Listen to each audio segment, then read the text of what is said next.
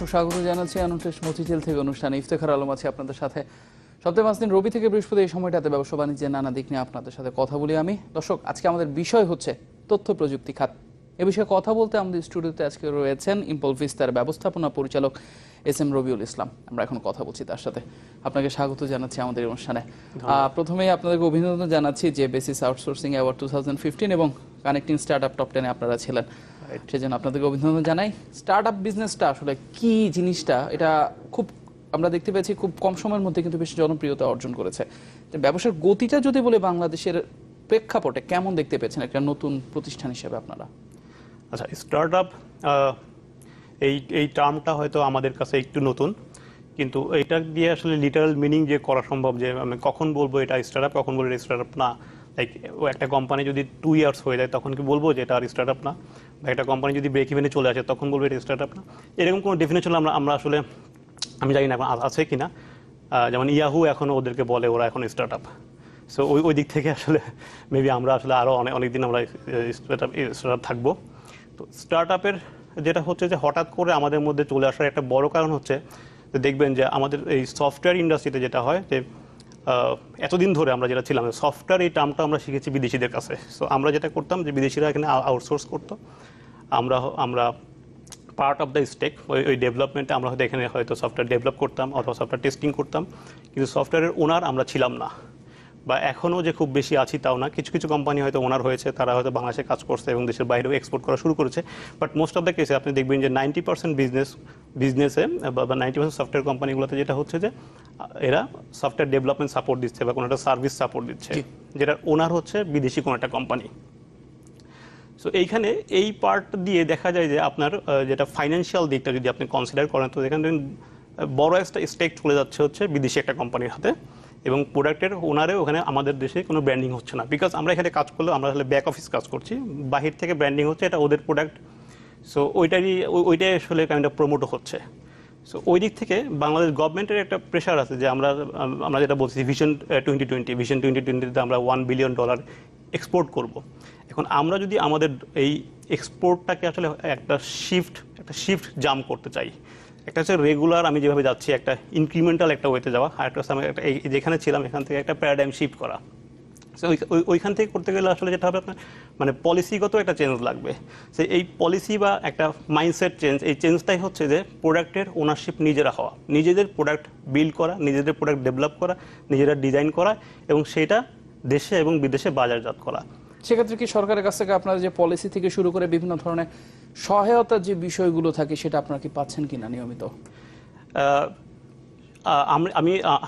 আমি যদি বলি যে সরকারের দিক থেকে পলিসিগত দিক থেকে বা সরকারের দিক থেকে পলিসি ছাড়াও আরও অন্য দিক থেকে আমরা সহায়তা পাচ্ছি কিনা, আমরা আসলে পাচ্ছি। সো ওই পাওয়ার জন্যই আসলে আপনি দেখছেন যে স্টার্টআপ কথাটা চলে আসছে। এই টার্মটা এতদিন ছিল না, বিকজ এখন মানুষ সরকার প্রমোট করছে যে প্রয়োজনে সরকার ওখানে ফান্ডিং করছে, যে তরুণরা যারা উদ্যোক্তা হতে চায় তাদের জন্য চিন্তা করতে পারে, একটা ভালো যদি কোনো একটা আইডিয়া থাকে ওই আইডিয়া যদি প্রেজেন্ট করতে পারে, এটার জন্য গভর্নমেন্টের একটা ফান্ড আছে। তুমি নিজে উদ্যোক্তা হয়ে যাও, নিজে উদ্যোক্তা হয়ে কিছু একটা বানাও, এই প্রোডাক্টের ওনার তুমি হও, দেন এইটা তুমি বাইরে মার্কেট করো, এবং ওই চেনে যদি কোনো সাপোর্ট লাগে গভর্নমেন্টের বিসাইড অফ ফান্ডিং, সেই সাপোর্ট নেওয়ার জন্য গভর্নমেন্ট অনেক বেশি ওপেন আছে। সো এই সব কিছুই হচ্ছে যেটা আমি বলবো যে এই যে কাইন্ড অফ আমাদের যে একটা টার্গেট আছে যে একটা বড় একটা অ্যামাউন্ট রেমিটেন্স ওই সফটওয়্যার ইন্ডাস্ট্রি থেকে আর্ন করা, এই আর্নের জন্য আসলে এই একটা আমি বলবো একটা আমব্রেলা প্ল্যানের একটা পার্ট। এই আমব্রেলা প্ল্যানের একটা পার্টই হচ্ছে যে প্রোডাক্টের ওনার হওয়া, শুধুমাত্র ডেভেলপমেন্ট না করা, শুধুমাত্র টেস্টিং না করা, ওনার হয়ে এখানে এটা ডেভেলপ করা এবং সেটাকে বাইরে মার্কেট করা। সেক্ষেত্রে মার্কেটিংয়ের যে বিষয়টুকু থাকে কিংবা বাজার ব্যবস্থাপনার যে বিষয়টুকু থাকে, আমরা ওই জায়গায় মানে কেমন করতে পারছি বা আপনারা কেমন দেখতে পেয়েছেন? এই জায়গাটাও আসলে আমাদের জন্য স্টার্টিং, মানে এই জায়গাটাতে বলবো যে আমি যে জাজ করবো যে আমরা ভালো কি মন্দ, ওই জাজমেন্টের নলেজটাই আসলে আমাদের মনে হয় যে আমাদের এই আমরা যারা শুরু করছি যেটা বলেন স্টার্টআপ, সো ওই জায়গাটাতে আমরা আসলে রিয়েলি স্টার্টআপ, মানে ওইখানে আমাদের এক্সপিরিয়েন্স খুব বেশি নেই। সো আমাদের হয়তো এক্সপিরিয়েন্সটা আছে যে প্রোডাক্ট ডেভেলপমেন্টে, কিন্তু প্রোডাক্টটা মার্কেট করা এবং ওটাকে একটা সেলস ডিপার্টমেন্ট তৈরি করে ওটাকে দেশে এবং দেশের বাইরে প্রমোট করা, ওইখানে আসলে আমাদের যথেষ্ট এক্সপিরিয়েন্স বা স্কিল আমাদের নেই। সো এই ক্ষেত্রে হয়তো মানে একটা ভেঞ্চার লাগবে, যে আমি আমি আমি যদি আসলে কোনো একটা ভেঞ্চার পাই যার সাথে আমরা জয়েন্টলি কিছু একটা করলাম, আমরা হয়তো এখানে আমরা টেকনিক্যাল ডেভেলপটা করলাম, বাট ভেঞ্চার অন্য একজন ভেঞ্চার সে হয়তো সেলসের কাজটা করলো, বাট আমরা জয়েন্ট ভেঞ্চার যখন করবো তখন যেটা হবে একটা পার্টনারশিপ তৈরি হবে। সেখানে হয়তো কাইন্ড অফ আমার 60% বা আমার 70%, তার 30%, মানে কিছু একটা হবে যেখানে আমি এটার ওনার হব। এতদিন যেটা হচ্ছিল সেখানে আমার ওনারশিপটা ছিল না, আমি একটা কাজ করছিলাম, কাজের বিনিময়ে আমি একটা টাকা নিয়ে ঘরে চলছিলাম। কিন্তু এখন যেটা হবে যে আমি যখন কারোর সাথে ভেঞ্চারশিপে যাচ্ছি তখন কিন্তু একটা ওই ওনারশিপটা আমার কাছে চলে আসতেছে। এবং এই ভেঞ্চারশিপে যাওয়ারই একটা পার্ট হচ্ছে, আপনি দেখছেন যে স্টার্ট আপ, কারণ স্টার্ট আপকে ভেঞ্চারগুলো ফান্ড করে। কারণ প্রবীল এই পর্যায়ে ছোট্ট একটা বিরতি নিচ্ছি, বিরতির পর ফেরত এসে আপনার সাথে আরো কথা বলছি। দর্শক, অ্যানোটেক্স মতিঝিল থেকে অনুষ্ঠানে নিচ্ছে ছোট্ট একটা বিরতি, ফিরছি একটু পরে, সাথে থাকুন। দর্শক, বিরতির পর স্বাগত জানাচ্ছি অ্যানোটেক্স মতিঝিল থেকে অনুষ্ঠানে। স্টার্টআপ বিজনেসের বিভিন্ন বিষয় নিয়ে কথা বলছেন। আপনারা কিভাবে শুরু করেছেন, শুরুর গল্পটা এবার জানতে চাই। আচ্ছা, আমাদের যেটা হচ্ছিল যে আমি এর আগে মানে বিজনেস শুরুর আগে আমি প্রায় 6 বছর জব করেছি বিভিন্ন সফটওয়্যার কোম্পানিতে, as a software engineer, senior software engineer, বিভিন্ন রোলে জব করেছি। ওইটাই আমি যখন ফার্স্ট জব করি তখন আমার একটা কলিগ ছিল, তো সে ডেনমার্কে চলে যায়। তো ডেনমার্ক চলে গেলে সে ওখানে একটা কোম্পানিতে জব নেয়, এবং দেন ওরা দেখে যে বাংলাদেশি ডেভেলপারদের সাথে কাজ করে ওরা বেশ কমফোর্টেবল, ডেনিশ কোম্পানিটা। সো ওরা আরও কিছু বাংলাদেশি ডেভেলপার হায়ার করতে চায়। দেন আমার কলিগ আমাকে বলে যে আমি আসলে ডেনমার্ক যেতে ইন্টারেস্টেড কিনা। সো আমার আসলে ইচ্ছা ছিল যে দেশে থাকা। দেন ওরা আসলে তখন যেটা করে যে বাংলাদেশে থেকে আমি ওদের সাথে কনসালটেন্ট কাজ করব। তো এইভাবে প্রায় 6 মাস ওদের সাথে কাজ করি। কাজ করার পর ওরা চিন্তা করে যে তাহলে বাংলাদেশে আমরা আসলে একটা ডেভেলপমেন্ট টিম সেট আপ করতে চাই। দেন ডেভেলপমেন্ট টিম সেট আপ না হয়ে আসলে আমরা একটা ফুল কোম্পানি একটা সেট আপ করি, ডিসিশন হয়। দেন ওইটাই আসলে আমাদের জার্নিটা হয় এইভাবে যে আমার কলিগটা দেন ওই কোম্পানি সুইচ করে চলে যায়। আমি আসলে তারপর থেকে বাংলাদেশ কোম্পানিটা দেখাশোনা করি, এবং আমাদের ইন্ডিয়াতে একটা কোম্পানি আছে, এবং ডেনমার্কে মানে যেটা বলি ওই কোম্পানিটা রয়েছে। সবই আসলে Impel Vista. Impel Vista Bangladesh, Impel Vista India, Impel Vista Denmark. So শুরুতে যেটা হয় যে আপনি দেখেন যে বাংলাদেশে আমাদের আসলে সামাজিক ব্যবস্থাটাও উদ্যোক্তা ফ্রেন্ডলি না। যেটা হয় যে আপনি যদি পড়াশোনা শেষ করে যদি একটা চাকরি না করেন, তখন ফ্যামিলি থেকে বা সমাজ থেকে বলবে যে ও আচ্ছা চাকরি পাওয়ানোর জন্য ব্যবসা করতেছো, মানে জিনিসটা হচ্ছে এরকম যে কাইন্ড অফ ফ্যামিলি, আমরা পড়াশোনা করেছি, পড়াশোনা খেয়ে চাকরি করব, এটা একটা ফ্যামিলির একটা এক্সপেকটেশন থাকে। কেউ যদি এই ট্র্যাকের বাইরে কিছু করতে চায় তাহলে আসলে ফ্যামিলি থেকেও বাধা আসে এবং সমাজ থেকেও বাধা চলে আসে। আমার ক্ষেত্রে আসলে এর ব্যতিক্রম হয়নি। আমি যখন আসলে চিন্তা করলাম আমি আর জব করব না, আমি এই বিজনেসে ইনভলভ হব, তখন আসলে এইটা বলা হচ্ছিল যে আমি আসলে একটা সিকিউর লাইফ ছিল, সিকিউর জব ছিল, এটা ছেড়ে কেন আসলে আমি বিজনেসে আসতে চাচ্ছি, বা এর প্রসপেক্ট কি, এটা যদি কি হবে না হবে, অনেক রিস্ক আছে। তো আমি এত রিস্কের মধ্যে কেন যাচ্ছি। সহায়তার জায়গাটাকে যদি চলে আসে তাহলে কেমন দেখতে পেয়েছেন? আচ্ছা, বাধা পেরিয়ে সহায়তার জায়গাতে এইখানে এসে বলবো যে এই যে আমরা যেটা বলছি যে ডিজিটাল বাংলাদেশ করব, এইখানে আসলে আমি দেখছি যে এখানে বিজনেস করতে এসে আমার খুব বড় কোনো প্রবলেমে পড়তে হয়নি। মানে কিছু তো আসলে লিগেসি সিস্টেম আমাদের আছে, একটা কোম্পানি রেজিস্ট্রেশন করা, জয়েন্ট থেকে রেজিস্টার করা, দেন এটাকে নিয়ে এটাকে মানে কাগজে সমস্যা ব্যাংকে যদি বাদ দিয়ে থাকে, সেটা কাগজের সমস্যা যদি বাদ দিয়ে থাকে, তাহলে আমি বলবো যে মোটামুটি আমাদের আসলে এখানে একটা চ্যালেঞ্জের মধ্যে থাকে যে আমাদের রিসোর্স কিন্তু হচ্ছে আমাদের ইঞ্জিনিয়াররা। সো আমাদের রিসোর্স হচ্ছে এরা।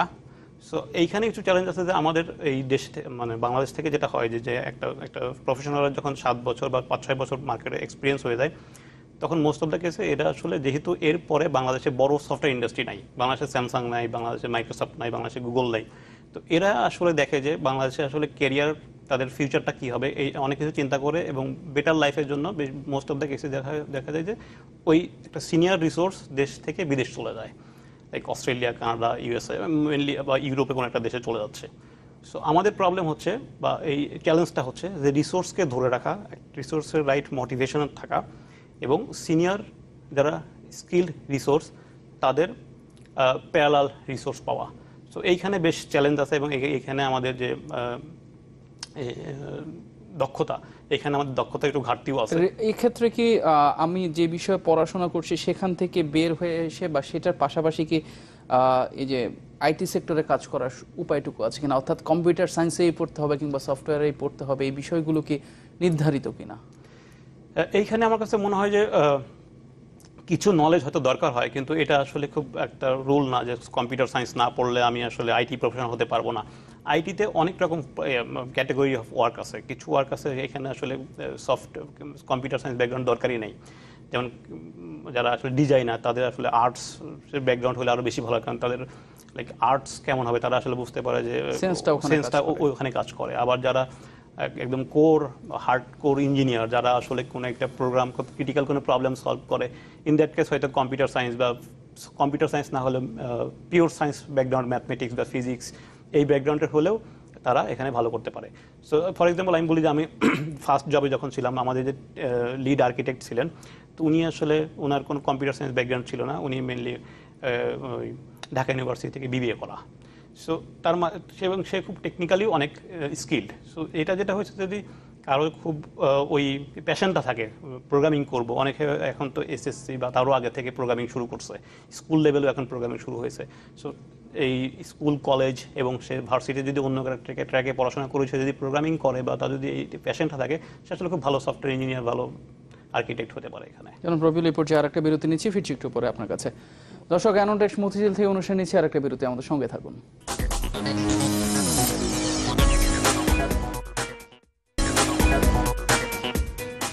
দর্শক, বিরতির পর আবারও স্বাগত অ্যানোনটেক্স মতিঝিল থেকে অনুষ্ঠানে।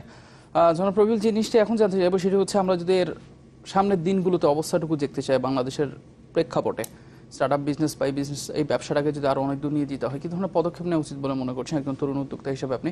আর সেই সাথে 2021-2040 যে টার্গেটগুলো দেওয়া হয়েছে সরকারের পক্ষ থেকে বা আমরা যা আশা করছি, সেটা আসলে সম্ভব কিনা? আচ্ছা, দ্বিতীয়টা দিয়ে শুরু করি আর কি। আমার তো মনে হয় তাহলে খুবই সম্ভব। মানে আমরা যদি মাইন্ডসেটটা সেট করি এভাবে যে আমরা কোনো একটা সময় এসে এত বিলিয়ন ডলার এখান থেকে এক্সপোর্ট করতে চাই, লাইক কম্পেয়ার করি অন্য ইন্ডাস্ট্রির সাথে, তাহলে ওইটা যদি আমরা রাইট প্রিপারেশনটা থাকে আমাদের, এবং শুধুমাত্র এটা শুধু বলা না, এবং সেটা বলে ওইটাকে আসলে ওইভাবে প্ল্যানিংটা করা, এবং ওইভাবেই আমরা যদি স্টেপটা নেই, তাহলে আমার কাছে মনে হয় খুবই সম্ভব। এবং ওই স্টেপসের মধ্যে কি হতে পারে, যেমন ধরেন এই সফটওয়্যার ইন্ডাস্ট্রিতে বা আইটি ইন্ডাস্ট্রিতে বড় সফটওয়্যার রিসোর্স আছে, হিউম্যান রিসোর্স যারা আসলে কাজ করবে, এবং প্রপার্টি এখানে আসলে আমরা যেটা প্রোডাক্টটা ডেভেলপ করি, এটাও তো আসলে একটা ইন্টেলেকচুয়াল প্রপার্টি। সো এইখানে যদি দেখেন যে এইটা যদি প্রপার একটা নীতিমালা করা যায়, যে আমাদের আইডিয়া, যার আইডিয়া থাকে, সে যদি আইডিয়াটা, কার একটা ভালো আইডিয়া আছে, সে হয়তো বিজনেস পিপল, সে টেকনিক্যাল কারোর সাথে ইনভলভ হয়ে জয়েন্ট ভেঞ্চারে কিছুটা তৈরি করলো। সো এখানে প্রপার জন্য স্টেকটা থাকে যে যার আইডিয়া ছিল, তার আইডিয়া যেন চুরি না হয়ে যায়, এবং সে যদি ওই ভয়টা না পায় যে আমি আইডিয়াটা শেয়ার করলে আরেকজন বানিয়ে ফেললে আমার তাহলে মানে আমার ভ্যালুটা কোথায় চলে গেল। কারণ এটা তো আইডিয়া, এটা তো আসলে কোনো প্রোডাক্ট না যে আমার এটা কাপ আছে, এই কাপটা চুরি হলে আমি ধরতে পারবো। এটা আইডিয়া চুরি হয়ে গেলে ওটা ধরা কিন্তু ডিফিকাল্ট। সো এইখানে আসলে যদি এই নীতিমালাগুলো যদি আমরা ঠিক মতো করে নিতে পারি, তাহলে আসলে দেখা যাবে যে আমাদের মধ্যে অনেক ভেঞ্চার তৈরি হচ্ছে, নিজেদের মধ্যে নিজেদের অনেক ভেঞ্চার তৈরি হচ্ছে। একজনের আইডিয়া আছে, একজন প্রোগ্রামিং স্কিল আছে, আর একজনের হয়তো আবার একজন অফিস আছে। সো এরা তিনজন মিলে হয়তো শুরু করতে পারে কোনো একটা কিছু উদ্যোগ নিয়ে, উদ্যোক্তা হয়ে যেতে পারে। সো এই লাইনগুলো আমাদের আসলে এই করা, নীতিমালা নিয়ে আসা, যে কে কেমন স্টেক পাবে, এবং ওইটা যেন লাইক খুব বিউরোক্রেটিক প্রসেস না হয়। আরেকটা হচ্ছে যে আমাদের এই 16 কোটি মানুষ আমরা আছি, আমরা তো ঢাকার ইন্টারনেট দেখে হয়তো ঠিক বুঝতে পারি না যে ঢাকার বাইরে যারা আছে তাদের ওখানে কানেক্টিভিটিটা কেমন। সো আমাদের যদি 16 কোটি মানুষকে এই ইন্টারনেটের মধ্যে নিয়ে আসতে পারি, আমাদের দেশেই ডোমেস্টিক অনেক বড় একটা মার্কেট আছে। সো আমরা যেটা হয়, বিদেশিরা আসলে যেভাবে শুরু করছিল বিজনেসটা, কোনো একটা প্রোডাক্ট ডেভেলপ করে ও তাদের দেশের মানুষের কাছে ওটা দিয়ে দেন ওটাকে ম্যাচিউর করে বাইরে এক্সপোর্ট করেছে, আমরা যেমন নিয়েছি এটা।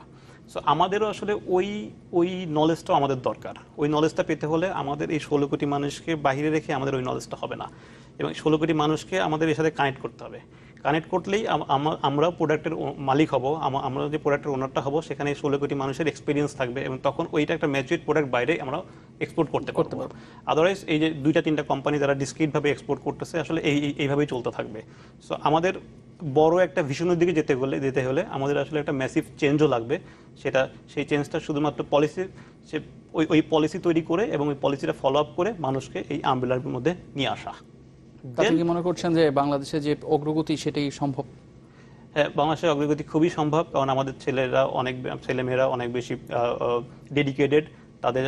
তাদের যদি কোনো ফোকাস কোনো কিছু দেওয়া যায়, তারা আসলে ওই কাজটা ঠিক করে ফেলতে পারে। তো আমাদের রিসোর্স হচ্ছে human resource. As long as আমাদের হিউম্যান রিসোর্সটা ডেডিকেটেড এবং তারা তাদের কমিটমেন্ট ঠিক রাখছে, ততদিন আমরা আসলে যে কোনো টার্গেট ফিক্স করলে সেই টার্গেটটা অ্যাচিভ করে নিয়ে আসতে পারবো। আপনাকে অসংখ্য ধন্যবাদ। যে স্বপ্নের কথা আপনি বলছেন, আশা করছি সামনের দিনগুলোতে সে বাংলাদেশের স্বপ্ন পূরণ করতে পারবে।